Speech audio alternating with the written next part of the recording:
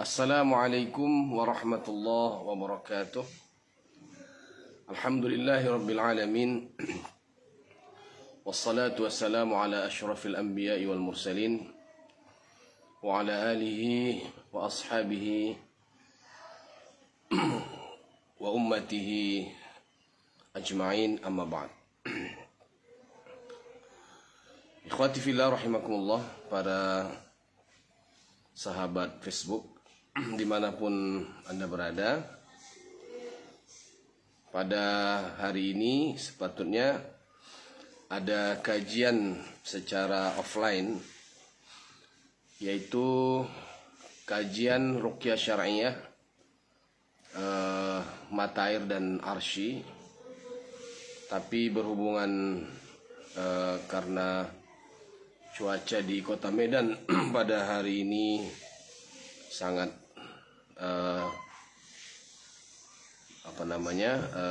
tidak kondusif, sebabkan mendung yang mungkin akan menurunkan hujan. Kemudian di samping itu kondisi saya juga pada hari ini kurang fit, yaitu sedang mengalami batuk. Jadi kajian karisma kita hari ini akan saya ganti dengan live di Facebook. Mudah-mudahan memberikan manfaat sebagaimana biasanya. Mudah-mudahan Allah Subhanahu wa taala memberikan kita semua kelapangan waktu untuk terus mengikuti kajian ini sampai akhir. Pada pembahasan kita hari ini dari kitab Al-Qaulul Mu'in fi Murtakazat Mu'aliji As-Sar'i Was-Sihri Wal-Ain, karya dari Syekh Abul Barra Yasin Al-Ma'ani, seorang guru kita dari Jordan. Pada kesempatan ini akan mengambil tema tahdhirul arwah, tahdhirul arwahi min qibalir ruhaniyin, menghadirkan ruh yang biasa dilakukan oleh para ruhaniyin. Ruhaniyin ini maksudnya orang-orang yang konsentrasi dalam bidang spiritual, baik spiritual agama maupun spiritual lintas agama. Jadi kita sering mendengar ada klaim bahwa kita boleh atau bisa menghadirkan ruh orang-orang yang sudah meninggal. Dan ini terjadi bukan hanya di kalangan orang-orang awam yang tidak punya pendidikan, tapi juga diklaim oleh orang-orang yang memiliki sederetan gelar akademik, bahkan ada yang profesor dan sebagainya. Jadi di dalam buku Al-Qaulul Mu'in ini, Syekh Abul Barra membahas tentang menghadirkan ruh. Apa hubungannya dengan ruqyah? Hubungannya dengan ruqyah adalah bahwa ada sebagian orang yang mengaku sebagai ahli agama, yang mengaku sebagai guru spiritual, yang mengaku sebagai ustadz, dan mereka meyakini bahwa tindakan-tindakan seperti menghadirkan ruh orang yang sudah meninggal itu adalah sebuah kebenaran, dan itu mereka gunakan dalam praktek-praktek pengobatan. Nah, jadi sebagai seorang peruqyah kita mesti berhati-hati dengan paham-paham seperti ini. Karena dunia ruqyah juga pada saat ini disusupi oleh paham-paham yang tidak ada sebenarnya dalam sunnah Rasulullah SAW, seperti menghadirkan jin, menghadirkan orang-orang yang sudah meninggal. Bahkan ada yang mengaku, ya, di antara tokoh-tokoh yang diulamakan bahkan mengaku dapat menghadirkan malaikat seperti malaikat Jibril, Mikail, Israfil, Israel dan sebagainya. Dan saya sebagai seorang peruqyah sering menemukan kasus-kasus di mana seorang pasien itu sudah pernah terlibat, baik disengaja maupun tanpa disengaja. Dan mereka bertemu dengan orang-orang yang model seperti ini, yaitu mengobati dengan cara menghadirkan roh atau orang-orang yang sudah meninggal. Dan bahkan ada yang mengaku menghadirkan malaikat dan sebagainya. Di dalam kitab Al-Qaulul Mu'in ini, Syekh Abu Barra mengatakan ada dua metode yang dilakukan oleh orang-orang yang mengklaim bahwa mereka dapat menghadirkan roh orang-orang yang sudah meninggal. Pertama, mengutip pendapat dari Al-Ustaz Muhammad Farid Wujdi atau Wajdi di dalam kitabnya Al-Islam fi Asril Ilmi. Ada dua kemungkinan yang dilakukan oleh seorang spiritualis yang mengaku bisa menghadirkan roh. Pertama, tariqud dajli wal kadhib. Jalan dajjal ini penipuan, ya. Kalau boleh dikatakan hanya dengan menggunakan trik-trik tertentu. Kemudian tentu dalam prosesnya itu ada pembohongan-pembohongan. Jadi mereka sebenarnya tidak menghadirkan roh orang yang sudah meninggal, tapi sudah ada kerjasama dengan orang yang menjadi perantara tersebut. Karena biasanya dalam proses menghadirkan roh orang yang sudah meninggal itu ada mediatornya, ya. Ada orang yang sengaja menjadi mediator, kemudian dari lisan orang tersebutlah akan muncul pengakuan-pengakuan yang menyebutkan bahwa dirinya adalah roh si fulan, ya, atau roh orang tuanya dan sebagainya. Nah, cara ini tidak ada sangkut pautnya dengan jin atau setan, walaupun sebenarnya cara-cara seperti ini tetap ada unsur tipu daya iblis atau setan. Karena orang tidak akan mungkin melakukan penipuan-penipuan seperti ini kalau tidak ada bisikan-bisikan setan. Cuma saja mereka menggunakan trik-trik agar diyakini bahwa apa yang mereka lakukan itu adalah berasal dari roh orang-orang yang sudah meninggal, seperti itu. Yang kedua, istikhdamul jinni wasyayatin. Nah, menggunakan jin dan setan. Artinya orang yang dijadikan mediator itu dimasukkan jin, atau baik itu disengaja, ya, dimasukkan jin, atau menggunakan ritual-ritual tertentu. atau membacakan mantra-mantra tertentu, sehingga masuklah jin itu ke dalam tubuh si mediator tadi. Dan ketika dia sudah masuk, yang diyakini sebagai roh orang yang sudah meninggal tadi akan berbicara, ya, akan berbicara dan mengaku sebagai roh si fulan.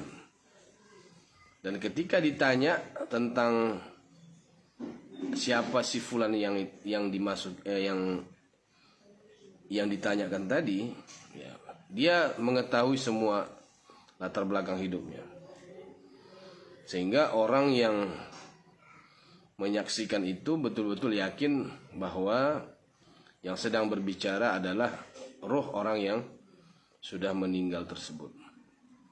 Padahal yang berbicara atau yang menyampaikan maklumat atau informasi itu adalah jin atau setan yang merasuki si mediator tadi.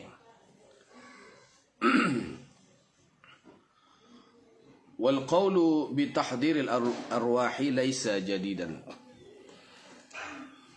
Pendapat yang mengatakan bahwa boleh menghadirkan roh itu bukan pendapat baru, ya. Bal huwa qadimun jiddan, bahkan itu sudah lama, ya. Kama annahu kana ma'rufan ladail hunud والصينيين والمصريين واليونانيين والرومانيين وحتى بعض المسلمين. Sebagaimana sudah dikenal oleh orang-orang India, ya, kemudian orang-orang Cina kuno, orang-orang Mesir kuno, orang-orang Yunani, orang-orang Romawi dan sebagainya. Bahkan oleh sebagian umat Islam, ya, pernah ada yang mengaku seperti itu.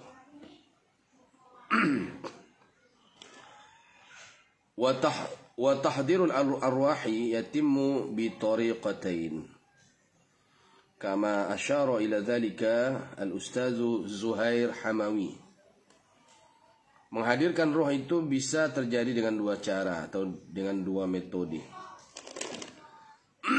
sebagaimana diisyaratkan oleh Al-Ustaz Zuhair Hamawi dalam bukunya. Pertama, at-tariqatul ula at-taqammus bil wasit, wa dhalika bihululi ar-ruhi fi jasadi ahadil wusata ba'da dukhulihi fi ghaibubatin والتكلم على لسانه، ya, wa imla'i ma yuridu imla'ahu min alamil arwah. Cara yang pertama adalah dengan menggunakan mediator wasit, yaitu dengan memasukkan roh ke dalam jasad orang yang menjadi mediator tadi. Nah, ini klaim, ya. Jadi mereka menganggap roh bisa dimasukkan kepada tubuh orang yang menjadi mediator. Nah, setelah masuknya itu, si mediator tadi mengalami ketidaksadaran diri, ghaibubah. Dalam ketidaksadaran diri itu, kemudian roh tadi diyakini yatakallamu ala lisani al-wasit. Dia berbicara melalui lidah orang yang menjadi perantara tadi. Kemudian apa yang diinginkan oleh si pengundang roh tadi? Nah, misalnya ingin bertanya tentang penyakit, ingin bertanya tentang obatnya, ya, ingin mengetahui informasi tentang sesuatu yang gaib atau benda-benda yang hilang dan seterusnya.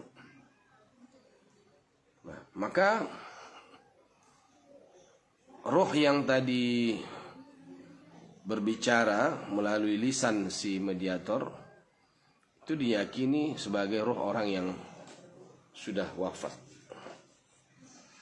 Nah, jadi caranya melalui perantara. Nah, itu juga sekarang dalam dunia ruqyah ada ya, yaitu ada istilah mediumisasi. Seorang peruqyah tidak lagi capek-capek membacakan ayat Quran, cukup dengan menghadirkan mediator. Nanti mediator inilah yang dimasuki oleh jin, dan jin-jin yang dimasukkan ke dalam tubuh si mediator ini yang akan berbicara tentang apa yang diinginkan. Dan ini sudah banyak ya di mana-mana. Nah, di Medan juga ada ya, hampir sudah merata di seluruh Nusantara. Jadi kita harus berhati-hati dengan penamaan teknik ini dengan ruqyah. Padahal sebenarnya bukan ruqyah. Karena ruqyah yang sesungguhnya tidak menggunakan mediator atau media-media yang lain. Kita hanya membacakan ayat-ayat Quran dan meyakini bahwa ayat-ayat Quran yang kita bacakan itu merupakan firman Allah Subhanahu wa taala yang memberikan efek yang sangat luar biasa kepada makhluk-makhluk yang mengganggu si pasien. Dan dengan dibacakan ayat-ayat itu, mereka kemudian merasa tidak nyaman dan akhirnya keluar, bahkan ada yang bertaubat dan sebagainya. Jadi bukan menggunakan mediator roh atau yang lainnya. Itu yang pertama, ya. At-tariqatul ula at-taqammus bil wasit. Ada menggunakan mediator. Yang kedua, at-tariqatul tsaniyah at-tajassud. Tajassud artinya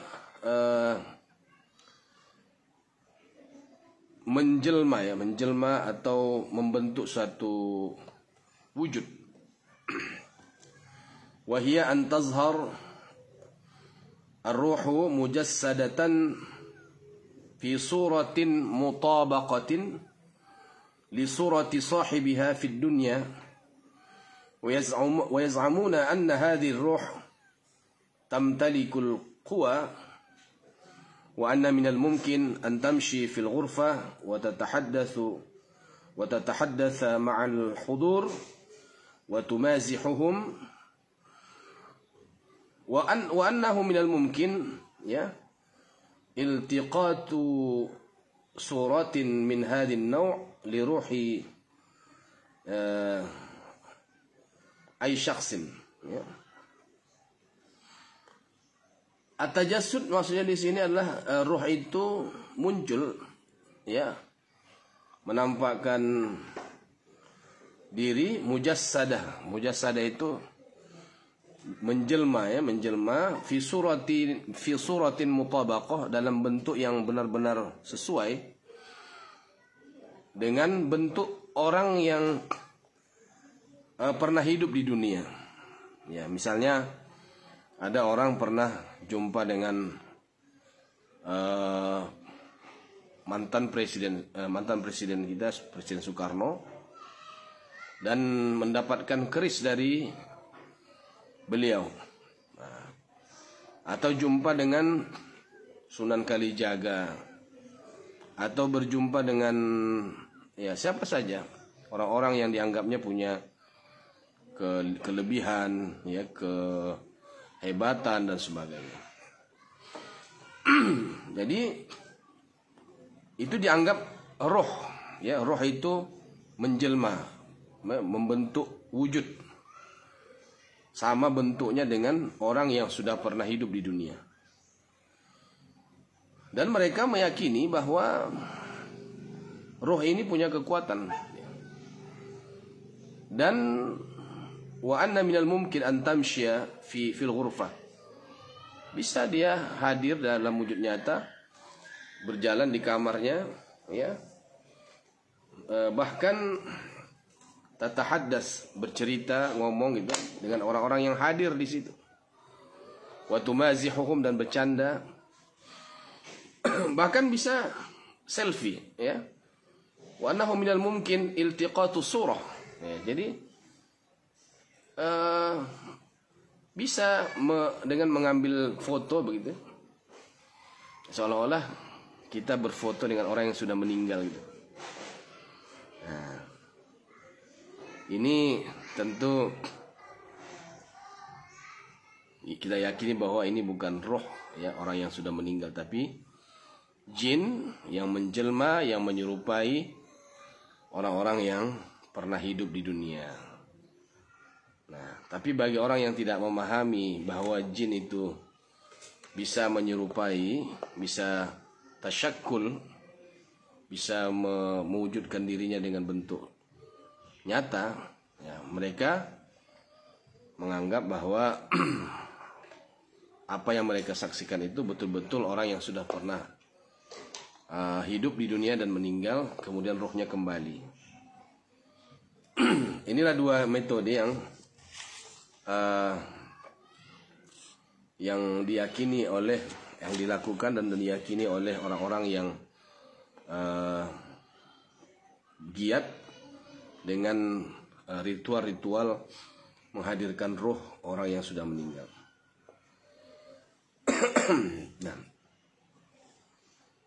Nah, kemudian aktivitas-aktivitas seperti ini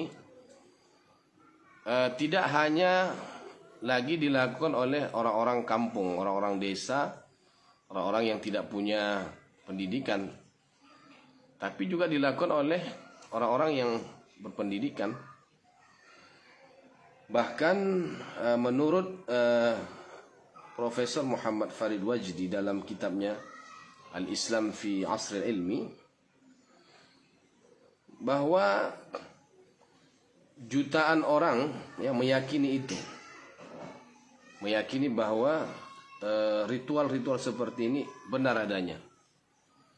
Ya, sehingga kelompok-kelompok ini seakan-akan menjadi sebuah mazhab, sebuah komunitas yang disebut dengan dalam bahasa Arab itu al-madhhabur ruhi, ya, atau boleh kita terjemahkan dengan komunitas spiritualis, ya. Nah, jadi mereka pada masa Syekh Muhammad Farid Wajdi, ya, ini sudah sangat lama, ya, mungkin tahun 60-an, ya, itu mereka sudah mencapai jutaan, ya, jutaan orang yang ikut dalam komunitas tersebut.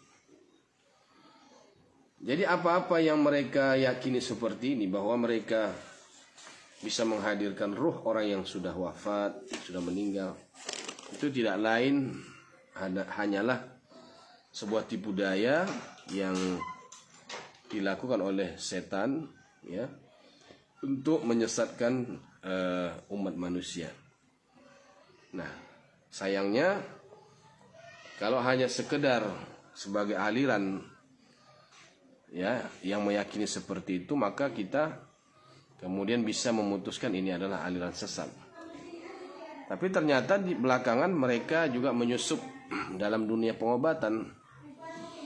Nah, manusia ketika mereka mengalami suatu penyakit atau suatu kesulitan dalam hidup, ketika ada orang menawarkan jalan keluar atau solusi untuk melepaskan diri dari beban yang dialami, tentu cara apapun akan dia tempuh, termasuklah dengan cara-cara seperti ini. Datang kepada seorang spiritualism, kemudian bertanya tentang penyakitnya, kemudian si yang ditanya tadi kemudian melakukan, ya, praktek-praktek menghadirkan roh atau orang-orang yang sudah meninggal. Nah, mengenai hukum menghadirkan roh ini, ya, sudah banyak fatwa ulama yang menyebutkan bahwa itu adalah sebuah kesalahan bahkan dosa ya. Misalnya Syekh Saleh Fauzan pernah ditanya tentang masalah menghadirkan roh ini. Jadi beliau menjawab, la syakka anna tahdhir al-arwahi naw'un min anwa'is sihir. Tidak diragukan lagi bahwa perbuatan aktivitas menghadirkan roh orang yang sudah meninggal itu adalah satu bagian daripada tindakan sihir. Tindakan sihir ya. Au minal kahanah, atau bahagian dari perdukunan. Wa hadhil arwahu laysat arwahal mauta. Jadi roh yang dihadirkan itu bukan roh orang yang sudah wafat, sudah meninggal. Kama yaqulun, sebagaimana yang mereka katakan. Wa innama hiya syayatin. Sesungguhnya yang berbicara, yang hadir itu adalah setan. Adalah jin jahat, jin kafir, jin fasik, yang memang ketika dipanggil sengaja dibuat ritual-ritualnya, mereka akan datang. Ya, tatamassalu bil mauta, dan mereka akan menyerupai orang yang sudah mati. Nah, bahkan kadang bukan hanya orang yang sudah mati, orang yang masih hidup pun mereka bisa menjelma dengan wajahnya. Ini satu cerita, mungkin pernah saya sampaikan juga di berbagai pertemuan dan kajian, bahwa saya pernah punya seorang pasien perempuan, ya, yang mana si perempuan ini sering mengalami keanehan-keanehan dalam hidupnya. Akhirnya dia datang untuk minta diruqyah. Dan ketika diruqyah muncullah, ya, dan kita tidak memanggil, ya, kita hanya membacakan ayat Quran, tapi kemudian muncul suara gitu dari lisan, dari lidah orang yang kita ruqyah, dan dia mengaku, ya, mencintai si perempuan ini, dia suka kepada perempuan ini.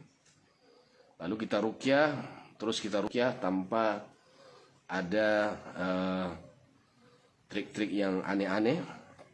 Kemudian si perempuan itu kemudian muntah, lemas, kemudian sadarkan diri, kita ruqyah kembali dan tidak ada reaksi lagi. Nah, baru kita kemudian bercerita dan bertanya kepada si pasien ini, apa sebenarnya masalah yang sering dihadapi gitu. Atau pernahkah mengalami hal-hal yang aneh gitu. Jadi si perempuan ini bercerita bahwa pada suatu ketika menjelang maghrib, ya, dia dikejutkan oleh kehadiran seorang laki-laki yang mengetuk pintunya. Nah, begitu dia buka, dia melihat itu suaminya, gitu.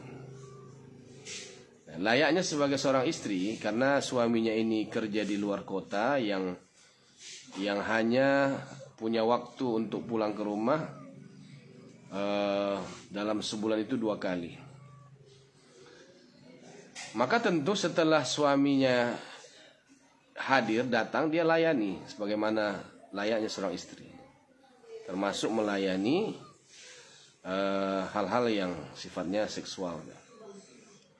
Nah, pada malam itu ya terjadilah hubungan-hubungan seksual. Singkat cerita,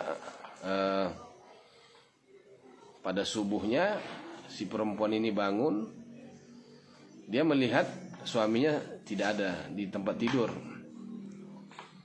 Dia kemudian berprasangka baik, mungkin suaminya ke masjid, ya, atau keluar olahraga dan sebagainya. Sampai akhirnya ditunggu jam 7 tidak kembali. Akhirnya si perempuan ini menghubungi suaminya melalui handphone. Ketika dihubungi handphone si suami tadi, si perempuan ini terkejut bahwa suaminya itu sedang masih berada di luar kota dan tidak ada kembali ke rumahnya. Nah, di sini muncul pertanyaan, siapa yang datang pada malam itu? Nah, tentu ya jin yang menjelma sebagai suaminya. Nah, ini juga pernah terjadi bagi seorang ibu, ya, dia adalah seorang dukun yang bertaubat. Ya, alhamdulillah setelah kita ruqyah dia bertaubat. Dia juga pernah mengalami hal yang sama ketika suaminya meminta dilayani, dia menolak, dan pada saat yang sama di kamarnya yang lain dia melayani seorang laki-laki. Nah, ini seorang dukun, ya, dukun perempuan. Dan ini kisah ini pernah dimuat di majalah Ghaib, ya, pada tahun sekitar 2007 begitu. Nah, jadi penjelmaan jin, ya, baik hanya dalam bentuk suara melalui tubuh seorang perantara ataupun langsung, ya, menjelmakan diri seperti tadi disebutkan, bisa berjalan, bisa berbicara, bisa bercanda dan sebagainya. Bahkan bisa selfie, mengambil foto bersama. Itu dalam dunia jin bisa saja terjadi. Nah, kita melihat dalam sejarah bagaimana Abu Hurairah, ya, pernah didatangi seorang laki-laki, ya, yang menyamar, yang mengatakan bahwa dirinya membutuhkan bantuan. Dia curi, ya, zakat yang dikumpulkan oleh kaum muslimin yang saat itu dijaga oleh Abu Hurairah. Nah, jadi di situ dia mewujudkan diri, mentasyakulkan diri sebagai laki-laki. Nah, jadi ini juga bisa terjadi kepada orang biasa, ya, dan itu yang terjadi. Nah, jadi yang hadir itu bukan roh orang yang sudah meninggal. Bahkan kalau seandainya ada orang yang mengaku bisa menghadirkan malaikat, dan itu juga bukan malaikat, ya, tapi jin.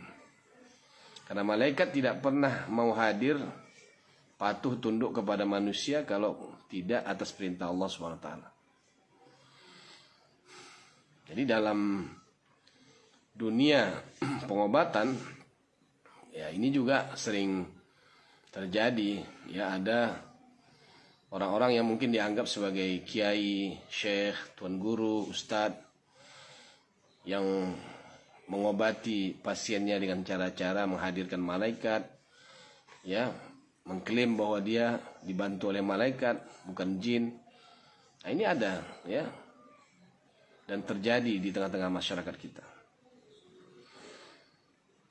Jadi kembali kepada hukum menghadirkan roh tadi, ya, bahwa apa yang dilakukan oleh orang-orang yang mengklaim bahwa mereka bisa menghadirkan roh itu, ana ruhu fulan, ya, mereka mengatakan itu roh si fulan, atau ana fulan, atau si orang yang masuk ke dalam tubuh itu yang berbicara itu mengatakan aku adalah si fulan, wa huwa minasyayatin, padahal dia adalah dari golongan setan.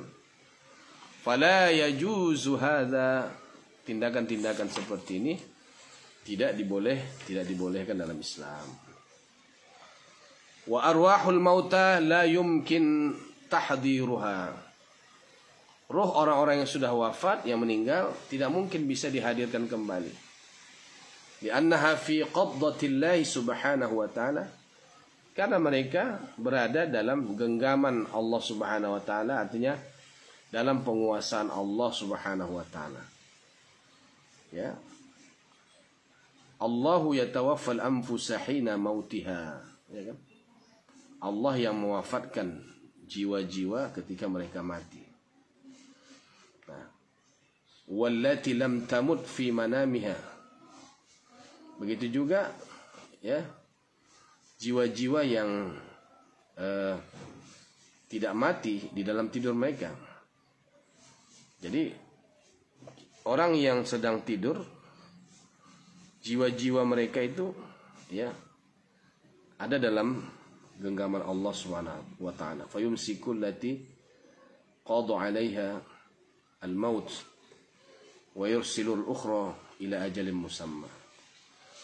Nah, jadi kesimpulannya adalah bahwa orang-orang yang sudah meninggal itu tidak akan mungkin bisa kembali ke dunia, ya.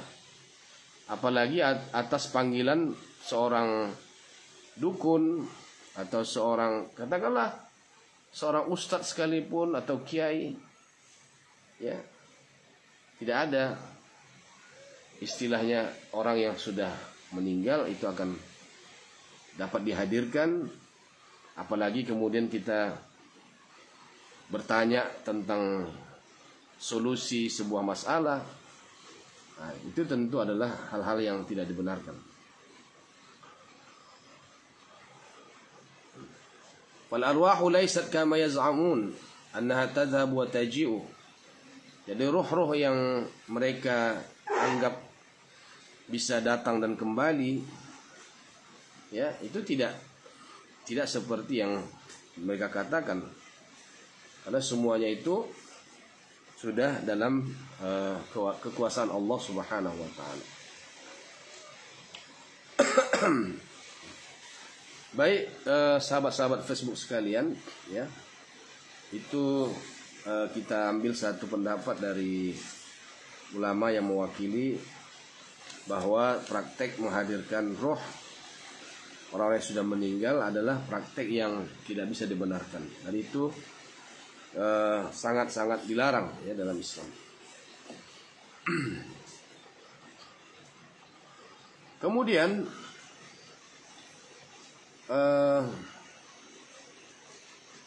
pendapat-pendapat yang lain, ya. Mungkin di sini kita akan kutip satu pendapat, ya, dari siapa ini?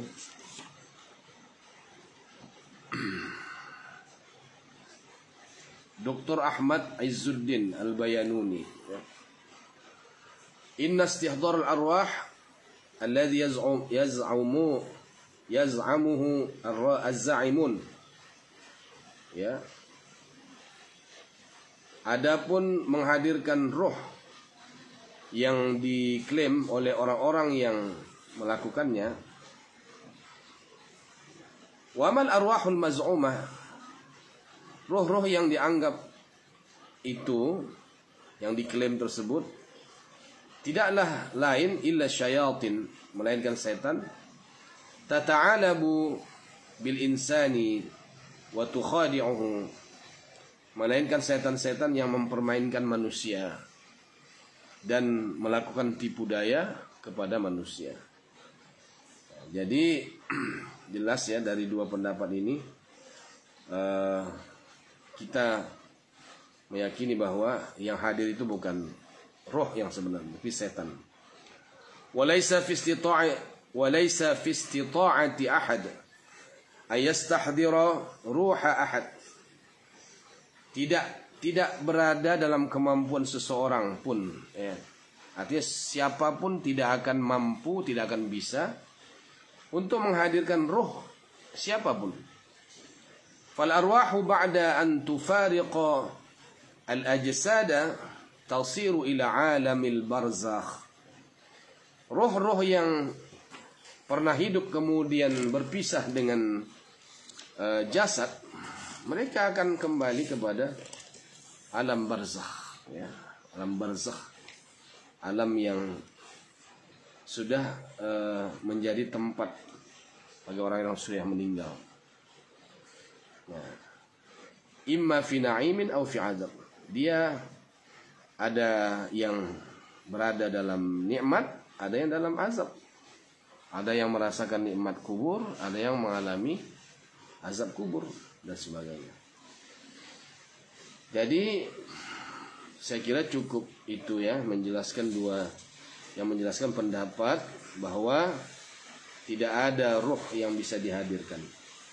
Adapun klaim-klaim yang mengatakan itu adalah roh orang yang sudah wafat, itu adalah kesalahan fatal yang bisa merusak ya keimanan atau keyakinan kita sebagai seorang muslim. Ikhwati fillah rahimakumullah, para sahabat-sahabat Facebooker ya. Mudah-mudahan apa yang saya sampaikan tadi sebagai ganti dari acara kajian mata air pada hari ini mudah-mudahan bermanfaat ya, dan bisa memberikan sedikit pencerahan dan keilmuan bagi mereka yang belum memahami masalah yang dibicarakan tadi. Insyaallah pada pertemuan berikutnya nanti kita akan lanjutkan kajian bedah ensiklopedi yang ditulis oleh Syekh Abdul Barra bin Yasin Al-Ma'ani, yaitu pada buku kedua dengan judul Al-Qaulul Mu'in fi Murtakazat Mu'alij As-Sar'i Was-Sihri Wal-Ain. Insyaallah buku ini akan terus kita kaji dan kita baca untuk menambah wawasan kita sebagai seorang roqi, sebagai seorang peruqyah. Jadi peruqyah itu mesti dia memiliki ilmu terkait dengan apa yang dia lakukan dalam aktivitasnya sehari-hari sebagai peruqyah. Tidak cukup hanya dengan pelatihan sehari dua hari kemudian sudah merasa paham segalanya. Jadi itulah yang kami lakukan dari Majelis Talaqi Ilmu Ruqyah. Tujuannya adalah untuk memfasilitasi para peruqyah-peruqyah agar mendapatkan informasi yang cukup yang berkaitan dengan praktek ruqyah syariah. Mudah-mudahan bermanfaat. Saya cukupkan sampai di sini. Mudah-mudahan Allah Subhanahu wa taala memberikan kita kesehatan yang baik sehingga bisa hadir dan terus-menerus untuk belajar, memperbaiki diri, membekali diri agar lebih memiliki wawasan dan keilmuan dalam hal-hal yang kita kerjakan sehari-hari, yaitu dalam praktek ruqyah. Semoga Allah bisa memberikan kita ilmu yang cukup sehingga dalam mengatasi orang-orang yang memerlukan bantuan kita dapat memberikan hal yang terbaik kepada mereka. Amin. Demikian, wassalamualaikum warahmatullahi wabarakatuh. Di sini tidak ada pertanyaan.